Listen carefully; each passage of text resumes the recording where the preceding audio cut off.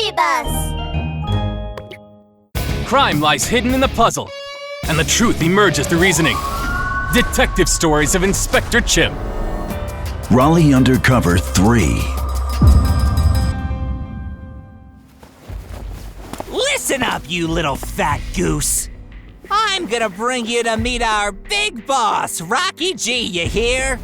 You better wise up when meet him, see? You got it, Goldie! Goldie Goose led Rollie to a tall house. As they approached, Rollie grew a little nervous and also very excited. All right, I'm about to meet the big boss of the Fat Goose Club. I can't let him find out I'm undercover or I won't find any evidence. Goldie carefully pushed open the door and walked in, followed closely by Rollie.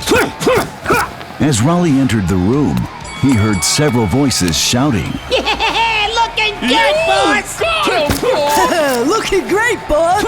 Go in for the kill shot now. Rollie looked up and saw a large gaggle of geese surrounding a boxing ring. In the ring was a fat goose, as big as a bull, wielding a plucking device. It was the big boss, Rocky G. Watch out, boys! I'm gonna go all out! With a swift swoop of his plucking device, zip! Rocky G plucked the tall feathers from the mallard duck, challenging him. Oh, my chicken!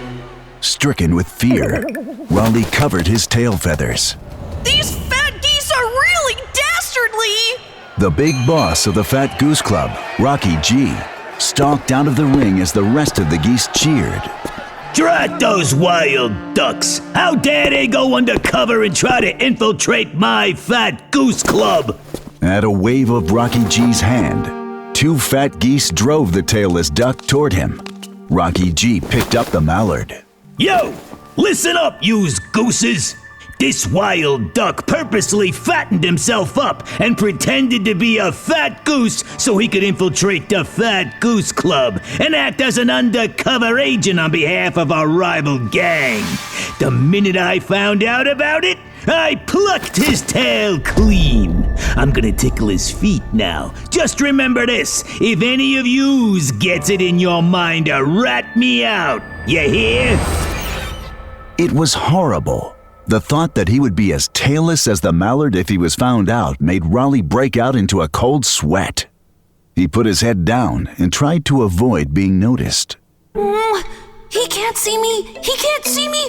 Rocky G can't see me! Oh, please, please, Rocky G can't see me! Yo, yous two fat gooses, come over here. Unfortunately, Rocky G noticed Goldie and Rollie standing in the corner. Rocky G waved his hand, and Goldie rushed over, pulling Rollie behind him.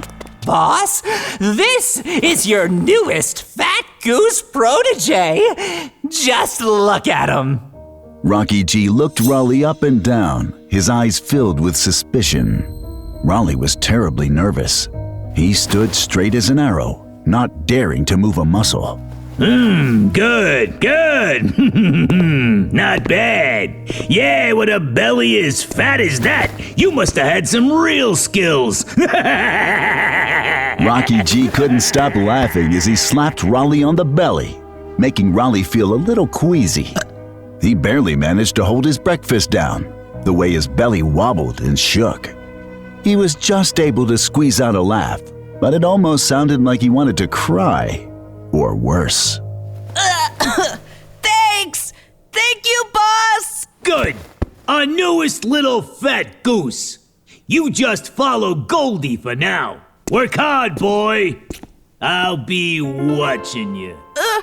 Yes, sir! Yes, sir, boss! Rollie was relieved that Rocky G didn't seem to suspect him.